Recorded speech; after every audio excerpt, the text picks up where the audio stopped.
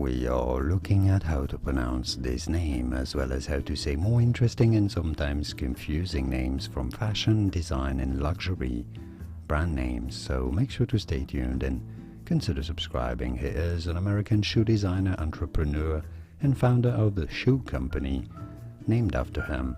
How do you say it? Stuart Weitzman. Stuart. Yes, he's American, so his first name is to be said the American way, not Stuart, but rather Stuart. Stuart Weitzman. Stuart Weitzman. And now you know. More videos on how to pronounce more interesting names from luxury and design whose pronunciations aren't always obvious.